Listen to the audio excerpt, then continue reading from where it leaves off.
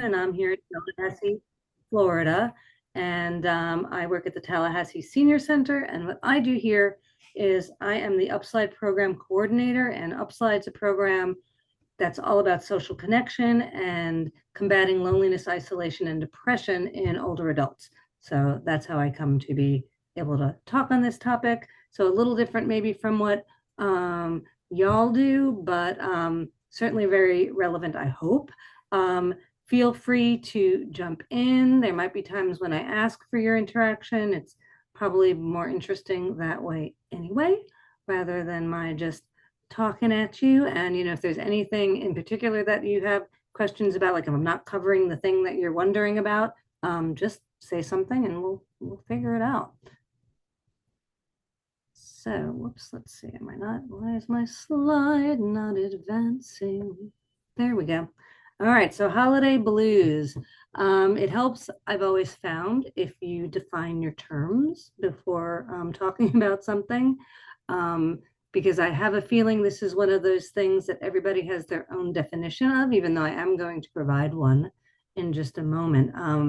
But I just wanted to get a little idea of what you think of when you think about holiday blues, particularly in older adults, perhaps, if anyone's comfortable.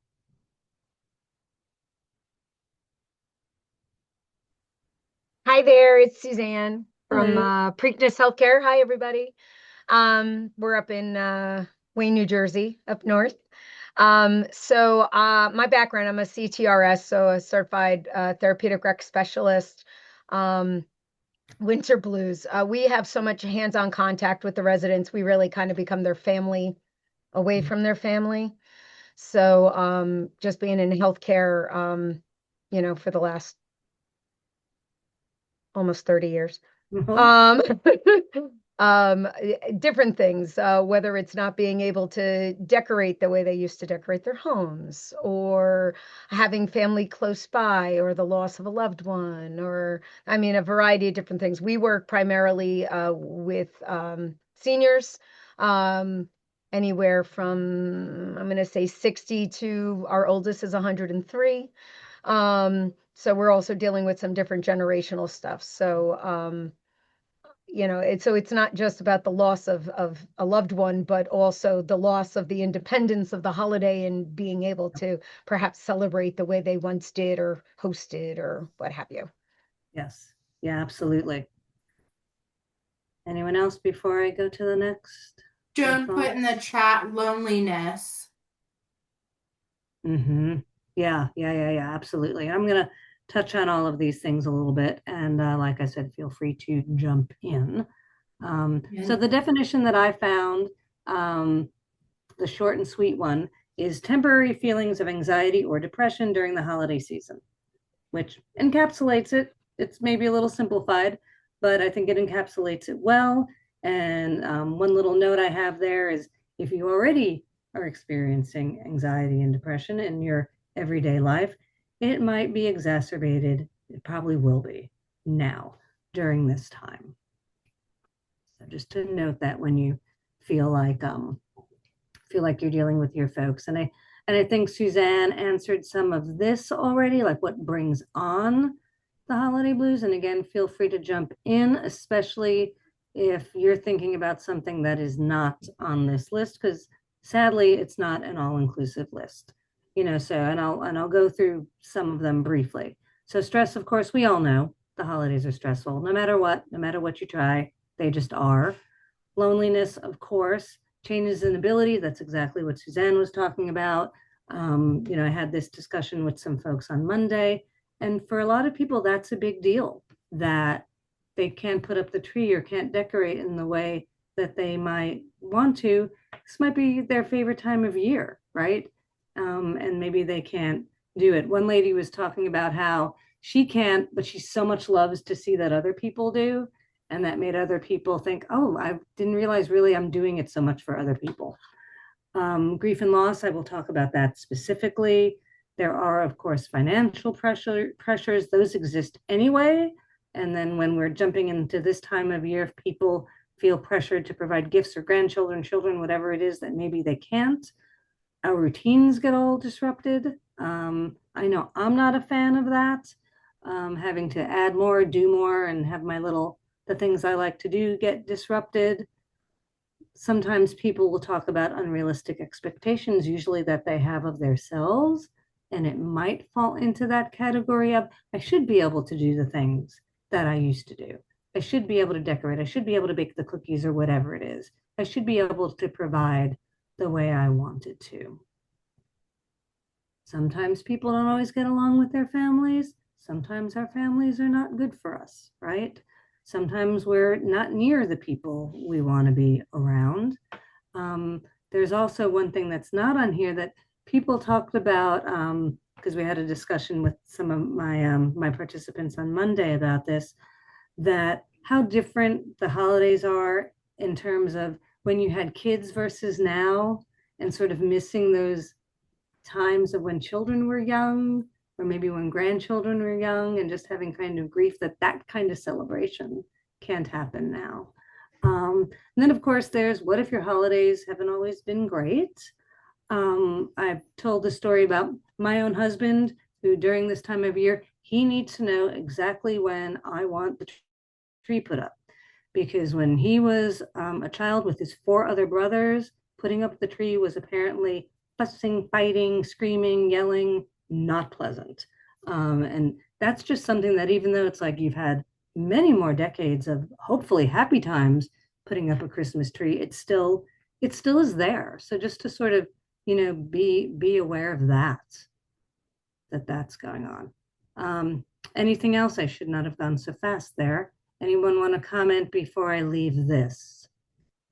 Add to it. There might be something that needs to be added to it. Yeah, comments here about, family dynamics may have changed or evolved. Oh, yeah, go on.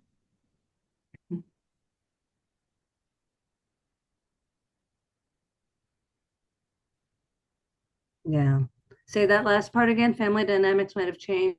Yeah, it's in the chat Or- here. Family dynamics may have changed or evolved as well. Again, a loss of a loved one. Oh, absolutely. Absolutely. Yes. Yeah. I'll definitely talk about that. So holiday blues, again, everything I put up here, there's going to be more that we can add.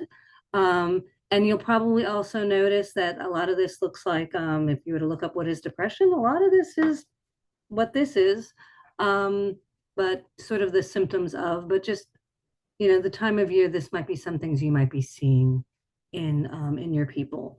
So changes in appetite to either extreme, eating less, eating more, dread of the holidays, particularly when you've had a recent loss, or even if you've had a loss decades ago. The dread of the holiday season can often begin months ago. It's not just, oh, it's November, oh, it's December. People sometimes, it comes on them very early. Just general feelings of overwhelm. You might see people pulling back and isolating a little bit. People might be fatigued, just tired. And along with that, changes in sleep. And again, the extremes, sleeping all the time, having trouble getting up, or having trouble falling asleep, staying asleep, that sort of thing. Difficulty concentrating, difficulty just doing sort of everyday tasks that they might normally be able to do very confidently and very capably. Maybe they're having a difficult time with those. And maybe they're not quite themselves in terms of being a little irritable, just noting changes in people's general demeanor and behavior and that sort of thing. And of course, listening to what they've got to say to you. So I am going to talk about a few little specific circumstances, and the first one being grief. So there's a lot I can do, and I have done whole presentations on this, but I think an important thing to note is the loss does not have to be recent. Whenever somebody dies, the holidays are oftentimes always different, always difficult. Anytime there's a milestone event, a milestone date, such as the holidays, there's going to be a resurgence of grief or just thinking more about the person, remembering more about the person, and being sad, of course, that they are not here. So any holiday is going to do that. If it is a recent loss, that might bring a resurgence of sort of how it felt in the beginning. And it's okay if folks decide they don't want to celebrate, if they want to try as much as possible to treat it as a regular day. That's very hard with Christmas. One can do that more with, say, Thanksgiving. Christmas is very hard because it's right here in front of us all the time. But in terms of things like, decorating, if people aren't feeling it, it's okay. It's okay to be sad a lot of times, especially if the loss is not recent.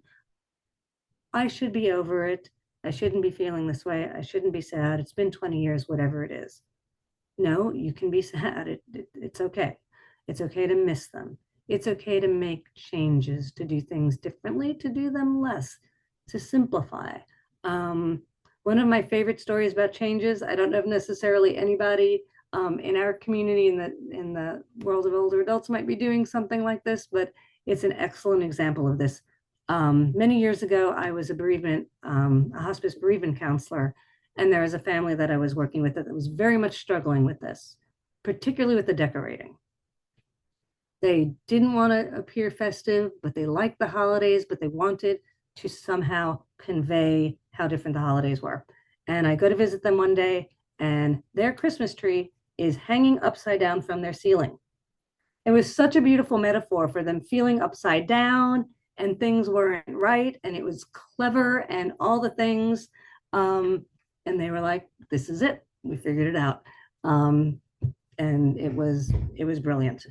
So it's okay to do things like that.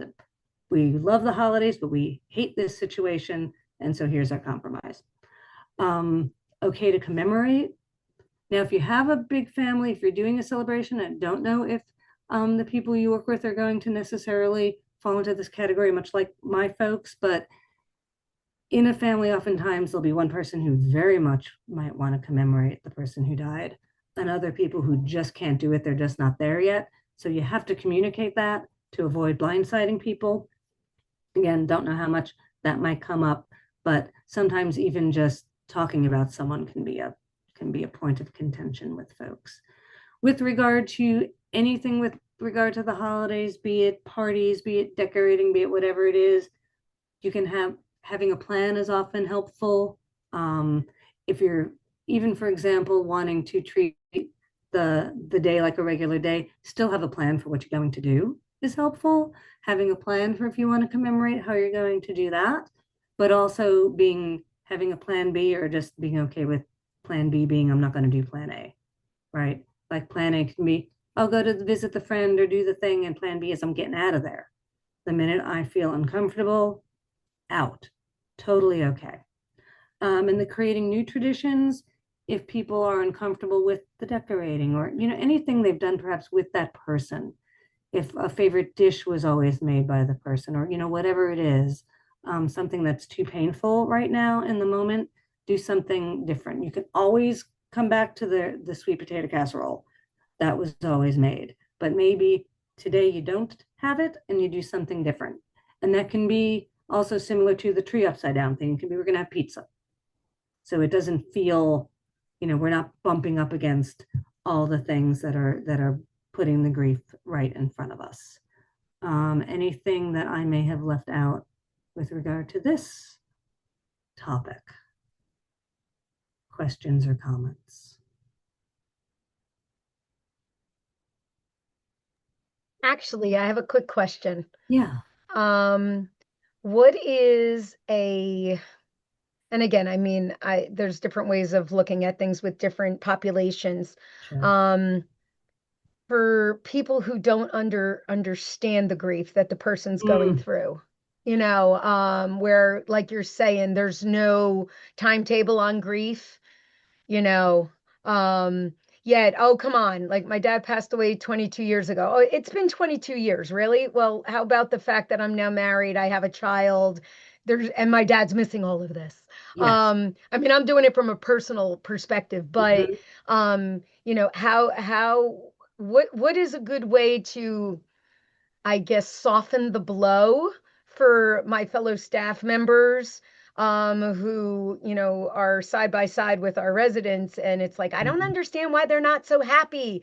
Look at all these decorations, look at everything, and just, maybe be a little more soft with the residents and understand, Yeah. you may feel this way, but they feel that way, and it's okay. Right. Maybe even to just say that. I mean, to remind folks that if you've lived 60, 70, 80, 90 years, you're going to have the losses start to accumulate. And And it's definitely not just a loss of people. It's a loss of independence. It's a loss of abilities. It's, absolutely. maybe family moved and it's that loss Mhm. of contact. There's a lot. Oh, there's a ton that, yeah, but I think just what you're saying to, gently remind people of that, yeah, these people, the circumstances for a lot of the folks that you're working with are totally different. And they have had losses without question. And so, just to remind them. And yeah, I don't know how you would gently say, maybe don't say that to somebody, but yeah, not that's not helpful. Um, but yeah, and sometimes you do have to be, maybe it's not happy for everybody, and here might be one reason. Like if you have an example of a resident, so and so just lost their best friend or their daughter or whatever. I see a hand. Yes. Hi, so my name is Teresa. We work in the same healthcare facility with Suzanne, Ah, and I totally agree what she's saying, but I think if you can help us this way, if you can mm, help us with another I don't know, meeting that says educate your staff with grief, mm, helping your residents with the grief of you know, we can grieve everything, but especially in the holidays, yeah. because Oh, yeah, yeah, yeah. so I've been just recently in an event, and it was about Christmas. The resident right here next to me was crying just of singing the Christmas song, and I'm like Mm, just holding her, but then I heard somebody else saying, "No crying, no crying." No, mm, you do cry. Just let her cry. right. Just hold her. But this is the thing: we are missing that education. Let her Yeah. cry. It's gonna be good. Hello, if I grieve somebody, let me cry. I'm gonna put my sad song and I'm going to cry. Yeah. you know, Yeah. I So, think we in general need that education to our staff, to our direct care staff. sure. Sure. I But agree. if Yeah. you help us by pushing that. You Send know us the what? idea because we I'm, have the ideas, but yeah. sometimes they're not heard. I'm not a grief counselor anymore, but I still do provide grief support here, and I still do presentations like that. So just throwing that out there that I'm happy to do that. Nobody here Thank is going to look at me sideways about that. So I'm happy to do it actually, and I love talking about. Sounds weird to say that, but I do love doing those presentations. So what else? So family. So again, I'm always thinking about, my folks. I work with people who are lonely, isolated, and depressed, and a lot of my folks don't have family. But a lot of times, one of the things that is making them lonely and isolated is their families don't get along. Their families aren't good for them. And sometimes they feel like there's an obligation to be interactive during this time of year, perhaps. And not everybody, it's not good for everybody. I'm sure you see that and know that. And so I just wanted to put this up there really only to say, and it sounds to me like you know this already, that you might be the emotionally safe person. Your staff might be the emotionally safe person for folks, the person who they can be themselves, they can share the things that they're not dreading interaction with or that sort of thing.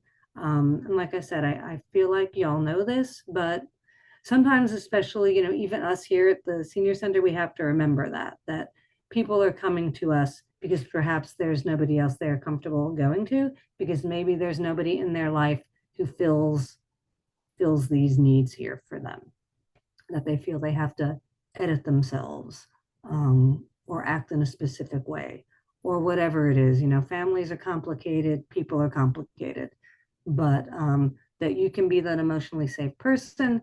And like Teresa was saying, one of those ways is just letting somebody feel what they're feeling and not trying to talk them out of it. Because who enjoys that? Nobody. So loneliness, and we probably talk way longer about this as well. happens for a ton of reasons, right? Grief is one of them, loss is one of them. Again, family estrangement, things like that, whatever it may be, it's completely normal. I have a job because grief is a loneliness rather, is part of the human experience. Can be certainly exacerbated during the holidays. Sometimes we have to encourage people to resist the urge to compare their holiday experience in particular, or their just life experience with someone else. This person is happy, this person has family, whatever it is, and to compare the situations and just encourage people to resist that urge. It's such a human thing to do, but it can be difficult. And I feel like during this time of year, we're looking at like the Happy Publix commercial, the TV commercials, and we compare ourselves with people in the commercial, and we're wondering why we can't be happy and joyful like they are. Resist that urge.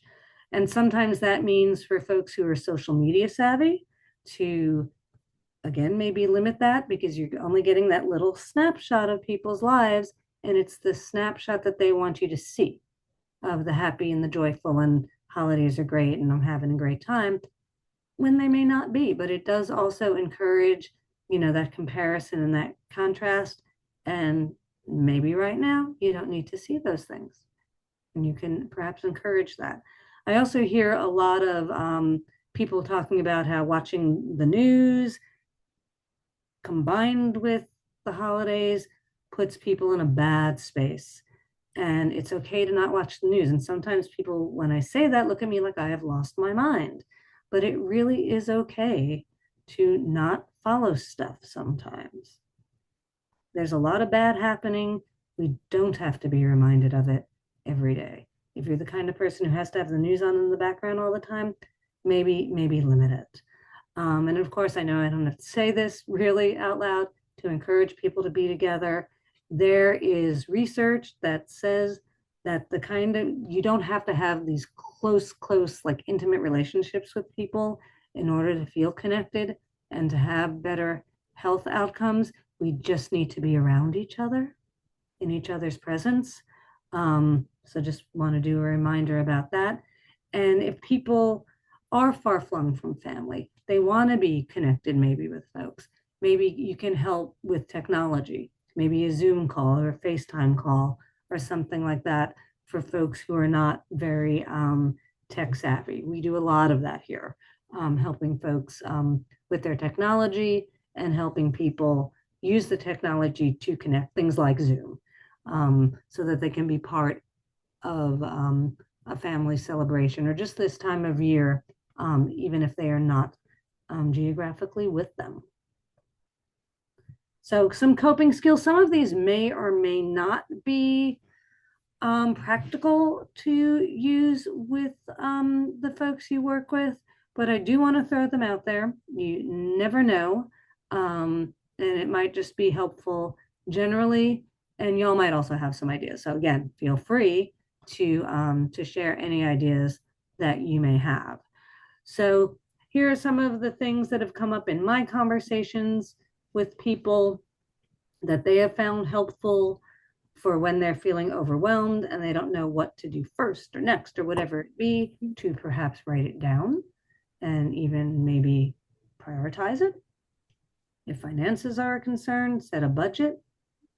Again, allow expression of feelings. I'm probably going to say that numerous times. I'm a licensed clinical social worker. I can't help it. To maintain routine as much as possible, especially for folks for whom routine is important and for whom the disruption thereof is distressful. Again, if invitations are a thing, you can say no. And you can also, like I said, plan A is go, plan B is leave. Commemorating we talked about, that should say be with safe and enjoyable people. Again, just because so-and-so is your niece or your brother or your nephew or whatever, you don't have to spend hours and hours with them. Plan A can be go, plan B can be leave. And share feelings with someone who's safe. And if someone is feeling overwhelmed, if there is someone who finds that they're running around more during this time of year, there's more to do. To just take time, remind them Take time to slow down. It's okay. It is okay. So here's something I just wanted to share that I use with my folks. And you don't necessarily even have to do it as this is stated here. This is basically, in some ways, finding things to be grateful for.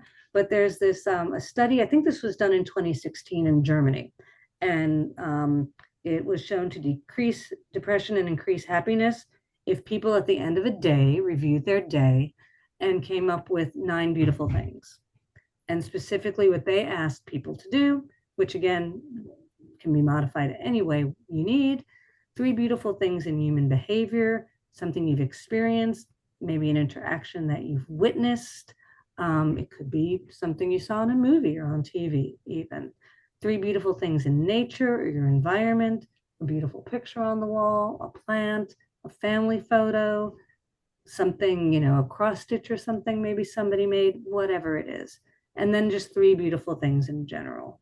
Just kind of noticing that there is actually still beauty in the world, right? Especially if you're dealing with loss, sometimes it's very easy to forget that there is still beauty and you need to be reminded. And this is something that, has been studied and shown to be effective. And I have a woman I work with who's been depressed all her life. And she has started doing this on walks. She's a big walker and she notices the flowers and the birds and the trees. And it's become something she kind of does. She doesn't necessarily do the 9 beautiful things at the end of a day, but she'll do the what are the beautiful things I'm just seeing throughout the day, and she notices them right in the then and there.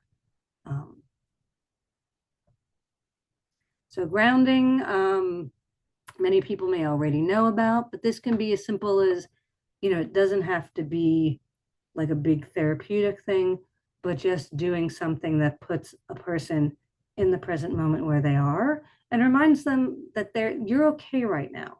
Perhaps the things that are distressing you are in the future or in the past, or even if they're very, very real, like grief, for example, is very, very real. But to remind yourself that you're okay, right?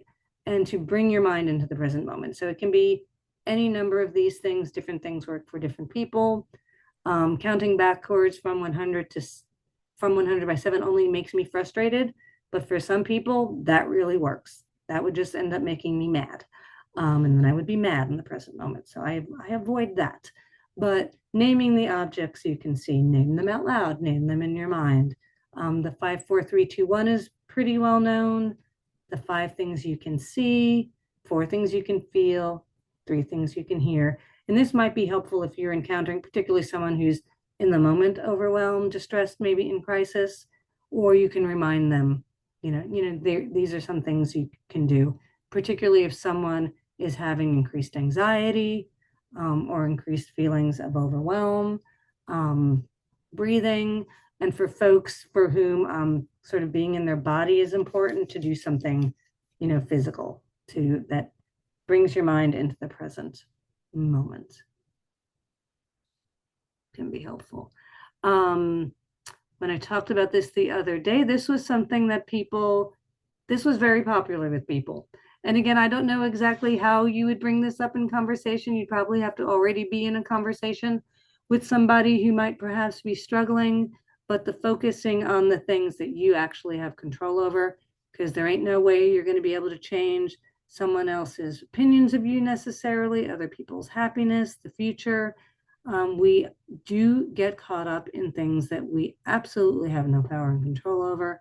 And when power and control is a point of distress, i.e. not having it, if we can concentrate on, I can do some things, that might help people to feel a little better. So what can you do? That might just be the question. What can you do to make yourself feel better? And I'm actually going to talk a little bit more about that shortly. Any questions, comments at this point? Just want to check in. All right, I'm going to go to the next then. So just want to have a slide that just talks about if you have serious concerns about somebody, but you don't know, like when is serious? When do I want to call somebody else in or suggest perhaps that somebody talk to somebody who might be a professional if there are protracted feelings of hopelessness. And there's another typo, I'm so sorry. Their usual ways of coping are not working. They're getting worse. Things are not getting better. They're getting worse. Everything is overwhelming. They're having trouble doing tasks of everyday living, such as hygiene. And if they express to you that they are thinking of ending their lives, for sure, that is a time to have a conversation and to maybe suggest, or you can even do something like call 988 with the person. You can also, by the way, if you're concerned about somebody, and y'all might already know this, you can call 988 and be like, hey, here's a situation, and they will help walk you through what resources there might be, how you perhaps can approach the situation with the person if you do have concerns about somebody being suicidal or having thoughts of suicide or being in crisis, or they might be approaching a crisis. You don't have to figure it out. You don't have to have the answers. You can call 988 and they can assist with that. And you can also suggest 988 to people. And I did actually have a client of mine who I suggested 988 to a couple weeks ago. He called and he was very impressed with them. He said they were professional, they were kind, they were well trained. It was like 2 a.m. and it was able to help him to get through. All right, self-care is a biggie. Everyone's also got a different definition, and it's a term we hear all the time. So it almost gets to where it doesn't mean anything sometimes, I feel like. The practice of taking an active role in protecting one's own well-being and happiness, in particular, in bold, during periods of stress. It's usually when we need it most that we don't do it. I have found true of myself as well. So, and it could be as simple as do things that bring you joy. Small little things. It doesn't have to be, we often think of it as being grand things, and I don't know why that is. It can be things that are very simple. But to encourage people to do it even when it's hard. You love walking? You feel like you don't have time for walking right now, but you need to do that when you're stressed out. So maybe 5 minutes, I don't know, whatever it is. It doesn't have to maybe be as long as you normally do it. Just do it. I'm definitely one of those people. I can't normally do the things I want to do this time of year for like an hour. I do it for 30 minutes. Just as long as you're doing something that you love and enjoy that brings you joy. And it also goes back to the notion of routine. If this is something that you would normally do, something you enjoy, keeping doing it and keeping the routine can be something that is actually very comforting. And here are just some examples, but it can be anything. It can be tailored to the person. You know your people. I don't know your people. But anything. And a lot of these things also happen to be examples of grounding in a lot of ways. So being creative. One of the things I've given out this week for folks are coloring pages, because you can be creative. It's grounding. It's a lot of things wrapped up into one thing. It's fun. So that can be something. Watching a favorite movie that even if you've seen it 85 jillion times, to watch it again, just doing something that for a moment brings you joy, maybe distracts you from what's going on that is troubling and distressing to you. Does anyone have any examples that they want to share? Because of course this list can go on for days. If you don't, that's okay, but feel free. I think one of them that's in the chat is just here crying, deep meditation, or thinking. But one thing I think is really important is laughing. Self-care. I Yes. think it is absolutely a form of self-care. Humor. I love it. I'm going to add that to this. Absolutely. Yeah, Joan says fragrances. Oh, yes. Sometimes just buying a new candle. Yes, that's a beautiful example for a lot of reasons. And that's also grounding, right? And it's changing, these things change our brains. That's excellent. Thank you. All right, so supporting others. I think one of the biggest and most difficult things is remembering you don't have to fix it. We try to fix it. We try to make people feel better. Sometimes that's just not possible. Maybe most of the time, that is not possible, right? So just you have to know that going in, or it's helpful to know that going in. Sometimes all someone needs is for your presence, you to be there. You don't have to say anything deep, profound, or amazing. Just be there, right? Teresa was talking about just hold somebody. I was going to mention that in the last slide too. Just human contact is so important. If I can throw this in 2 seconds, especially being in with seniors in skilled care and again being a rec therapist. You talk about the importance of touch, and sometimes the only contact that our residents have is the person who's helping care for them in the morning, and helping somebody putting on a sweater or their clothing, or that's not touch. That's not, yes, somebody's physically, but I often talk about, the hand on the shoulder, or like you said, that presence, that hug, a shaking of a hand, there being some kind of human connection is so necessary. So I wanted to throw that in. Oh, you're so right. You're so right. So, if possible, visit, call, or go up and say hey more often. And sometimes, right, you don't know what somebody needs. Sometimes people don't know what they need, but sometimes it's helpful to know, like, does the person want a solution? Do they just want me to be here? Like, okay to ask, do you want solutions? Do you want advice? Or because people will tell you, I just want you to listen. I just want to talk about it. I just have to vent. And ask, if there's something that they need that can be provided. Do they need you to help them with Zoom so they can call somebody? It might be, as simple as that. So encourage folks to take care of themselves. Encourage reminiscing, right?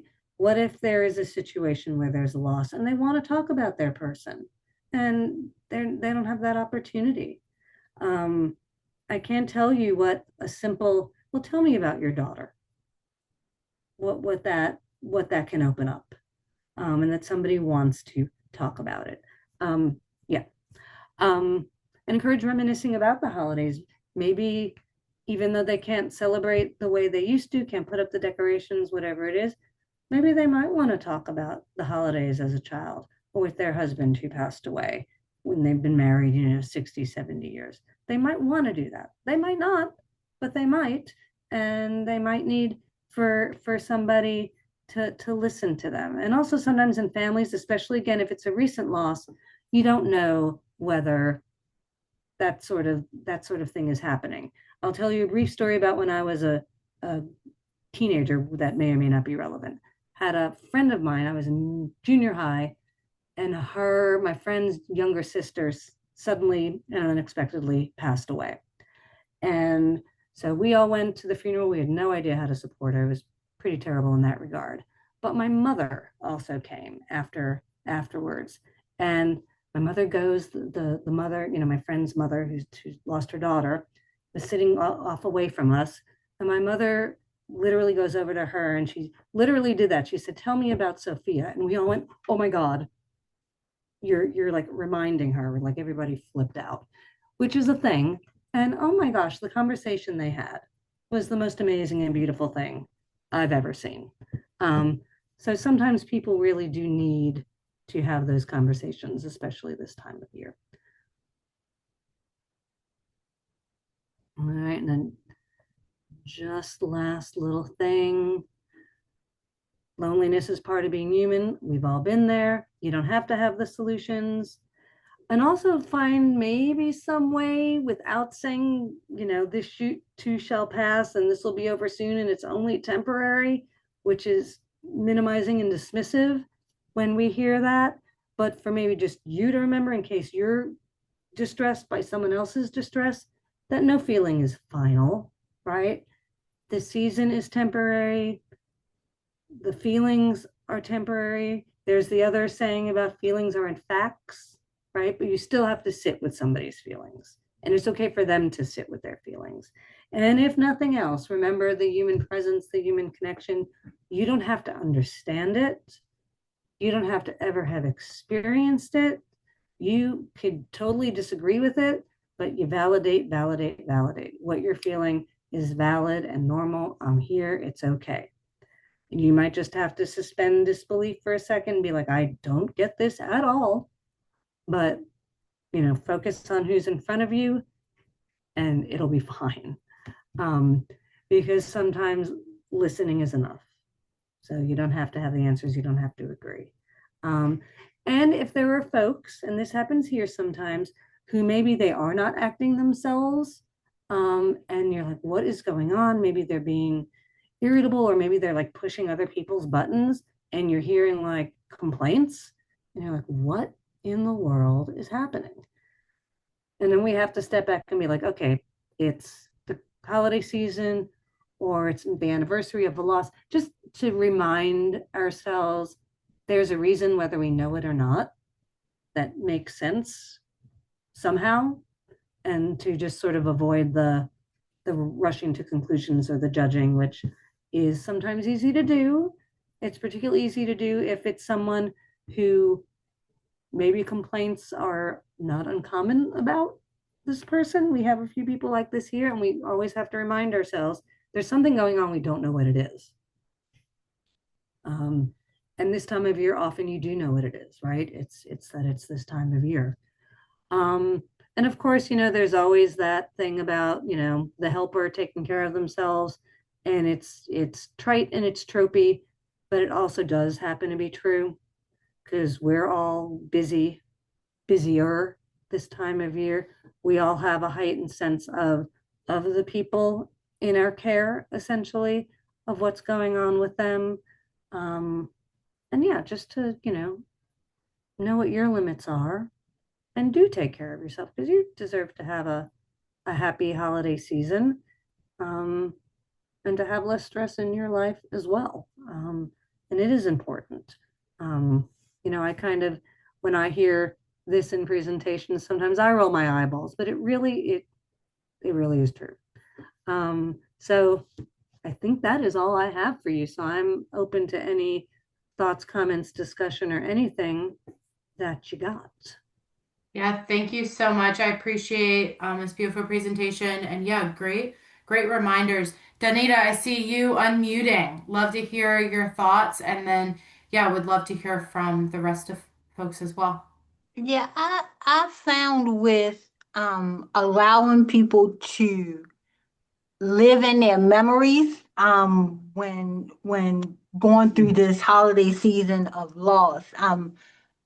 My dad was a twin that my uncle preceded him in death, so that got a little tricky. Their birthdays are December the 15th, and then there's Christmas, and then my grandmother was gone.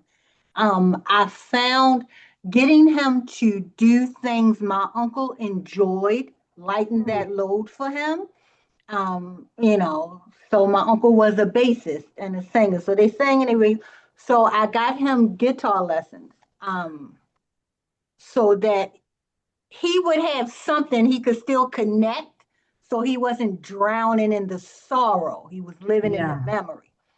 And with myself, like I stopped decorating after my grandmother passed, but I volunteer.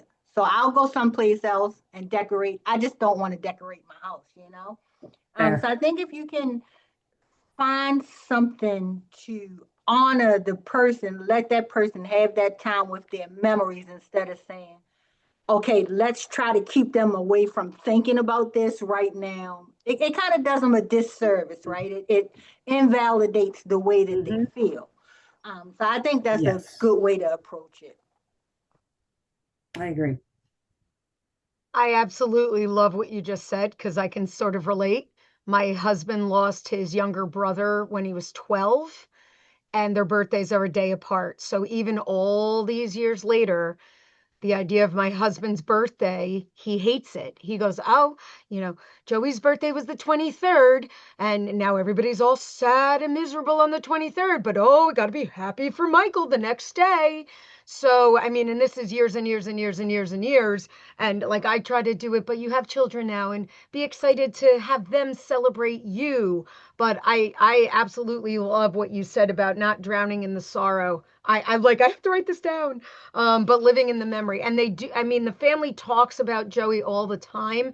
And like my son's 12 now. So now it's like really tricky because, Joey didn't see 13 and my son is inching up on that. And I expect this year to be a very touchy, sensitive kind of year. But they do talk about him, which is great. But, and again, I'm the outsider, I'm the in-law. Uh, but, even though they do talk about him, they do have their quiet time as well. But yeah, I need to help my husband smile a little more on his day. And that his brother would want to celebrate with him. I got to do hey, what would you two do? Celebrating your birthdays together. I love that.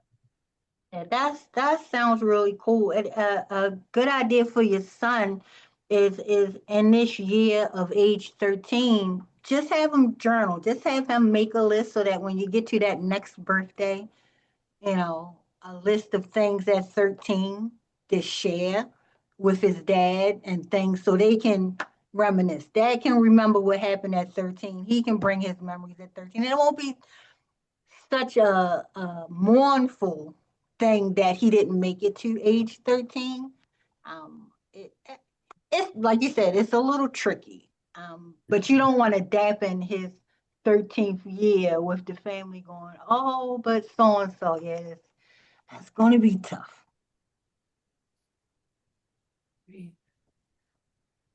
Well, thank you all for sharing so much. And I know that, as we work with older adults that, are grieving this holiday season, feeling extra lame, we're also navigating our own grief within our families, within ourselves. And so there's just a lot that comes up this time of the year. So I just want to say a special thank you so much for all that you do. Thank you for continuing to show up despite what you may be experiencing within your own homes. And so, yeah, I know that, there's always extra duties as assigned this month. There's so many things going on, so many events and closing out the end of the year. And so it can be very busy. So thank you all so much for what you do. We are looking forward to 2026. And so we will be in touch with new topics. We'll continue to meet on the third Wednesday of every month at 12 o'clock for these conversations. Again, I'm going to put here my email address in the chat. Feel free to email me if you have topics that you would like to hear about that would be helpful for you all in the world of housing. But any other final questions, comments, concerns, celebrations, or grievances? All right. Well, Melanie, thank you so much. I appreciate you being here with us today and hope everybody has a great holiday season, and we'll see everybody in the new year. Thank you so much. Thanks, everyone. Bye.